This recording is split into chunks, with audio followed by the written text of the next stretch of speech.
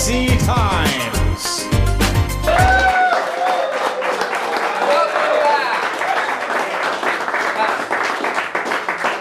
Welcome back. Tonight we have Member of Parliament Alex Atamanenko. Woo! Thank you for coming on.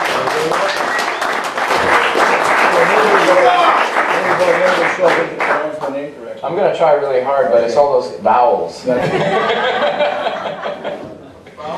So let's talk a little bit about the proroguing of Parliament. Okay. First, is proroguing even a real word? And because it sounds like a French pastry. Well, and how do you spell it if it is? Because that sounds like way too many vowels itself. well that's interesting that you mentioned that. I went to a meeting in Coston, and we had a potluck, and then they had, part of the dish they had prorogues. So maybe that comes, maybe it's Ukrainian. Yeah. So, well, why would Stephen Harper do the program? Well, that's a good question. I think many people feel that he didn't want to be embarrassed with the Afghan detainee question. Well, we have the Olympics here in Canada. Others feel that he just didn't want, mainly, I guess, that embarrassment, and for some reason wanted to shut Parliament down all this time. Who knows?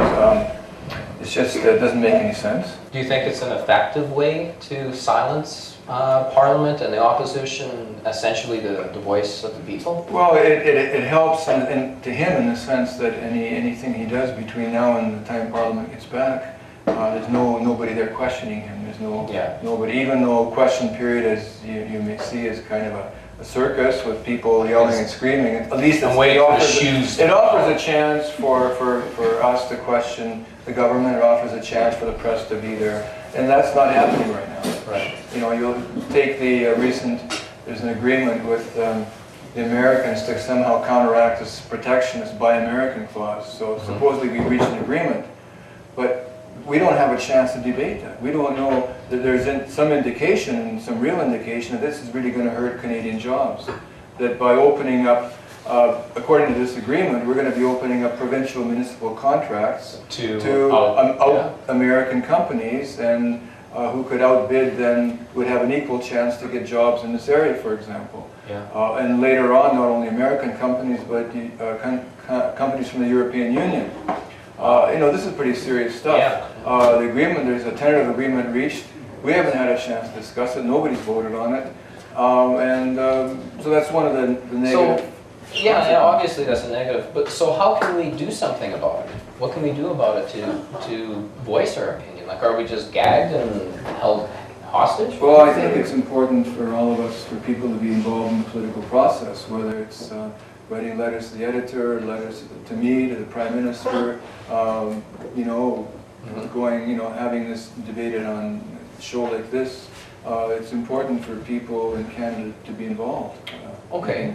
So would the NDP, if they were in power, if they were confronted with this similar situation, they would be different, correct? Well, no? That's the hope. You have to be realistic. Okay. You hope that the party you represent would function different. I would tend to think we would, because we don't believe that. We believe in the democratic process, and we believe that there has to be discussion when you do something. You need to discuss what's happening in the country. So I was involved with the last provincial election, and it seemed to me that the NDP, as a party, was content with running a second place election. They didn't want to run the risk of trying to win. Now, is that true federally as well? That they're kind of resigned to the fact of just sitting back and waiting? Well, I think that there's, we're a party of the future. Years ago when Alexa McDonough was leader in Nova Scotia, who would have thought that Nova Scotia would have an NDP provincial government? Yeah. So we go on, we do what we have to do, we work on policies we have to work on, and hopefully one day we will form government and put into practice what we believe in. It seems as though that the NDP wants to play it safe, or and take not risks. Like, especially provincially, they were really held back a bit. And I found it disappointing that they didn't want to try a little bit harder. It's hard for me to I know. say what happened, but you know, federally, we're out to win. We're out to do the best we can, and hopefully one day we'll have a chance to do something.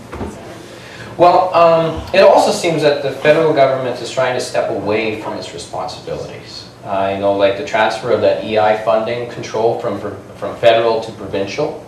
I mean, it doesn't make any sense to me. Why would they transfer all that money to provincial control? I mean, it ended up resulting in over $300 million not getting to the public of BC. Well, the philosophy of this particular government party in power is that they want to get government out of our lives. So they transfer money, and they hope that this trickles down to the people and let the provinces look after it. So then they don't have to have responsibility or be accountable for what's happened, and that's wrong. Yeah. So is there a way that we can, again, we have to make the government accountable? But before you answer that, we're going to take a short break because we're up to our edit point, and we'll be right back with Atamanenko.